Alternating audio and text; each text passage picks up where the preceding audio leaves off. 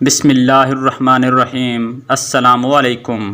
سفر حج کا واقعہ ہے کہ ایک رات حضرت جنید بغدادی رحمۃ اللہ علیہ تنہا طواف کعبہ کے لیے حاضر ہوئے تو ایک عورت بھی خانہ خدا کا طواف کر رہی تھی۔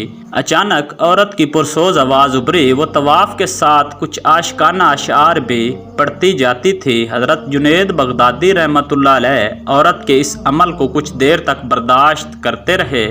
پھر جب اس عورت کی آواز طواف میں خلل انداز ہونے لگی تو آپ رحمۃ اللہ علیہ اس کے قریب پہنچے اور نہایت پرجلال لہجے میں فرمانے لگے، اے بے خبر، تجھے اس مقدس و محترم مقام پر اپنی ناپاک آرزوئیں بیان کرتے ہوئے شرم نہیں آتی؟ عورت نے معذرت کرنے کے بجائے اس قسم کے چند اور عاشقانہ اشعار پڑھ دیے۔ حضرت جنید بغدادی رحمۃ اللہ علیہ مزید کچھ کہنا چاہتے تھے کہ وہ عورت آپ رحمۃ اللہ علیہ سے پوچھنے لگی، میں کیا کر رہی ہوں؟ اسے چھوڑو، تم یہ بتاؤ کہ خدا کا طواف کرتے ہو یا خانہ خدا کا؟ حضرت جنید بغدادی رحمۃ اللہ علیہ نے کسی تامل کے بغیر فرمایا، ہم اہل ایمان خانہ خدا کا طواف کرتے ہیں۔ حضرت جنید بغدادی رحمۃ اللہ علیہ کا جواب سن کر عورت بے قرار ہو گئی اور اس نے آسمان کی طرف دیکھتے ہوئے نہایت پرسوز لہجے میں کہا، تیری ذات پاک ہے، تیری مخلوق میں ایسے لوگ بھی ہیں جو پتھر کی طرح بے حس ہیں اور پتھر کے گرد طواف کرتے ہیں۔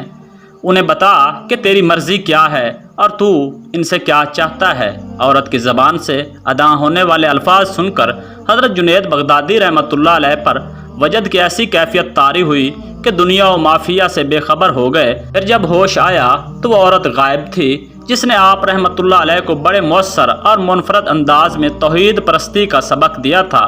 حضرت جنید بغدادی رحمۃ اللہ علیہ مکہ معظمہ میں قیام فرما تھے کہ اجمیوں کی ایک جماعت آئی اور آپ رحمۃ اللہ علیہ کے گرد حلقہ بنا کر بیٹھ گئی۔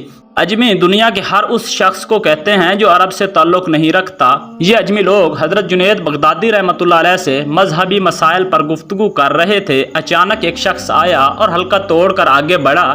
پھر وہ حضرت جنید بغدادی رحمۃ اللہ علیہ کے قریب پہنچ کر کھڑا ہو گیا اور اس نے ایک تھیلی آپ رحمۃ اللہ علیہ کے سامنے رکھ دی۔ حضرت جنید بغدادی رحمۃ اللہ علیہ نے حیرت سے تھیلی کی طرف دیکھا اور پوچھا، یہ کیا ہے؟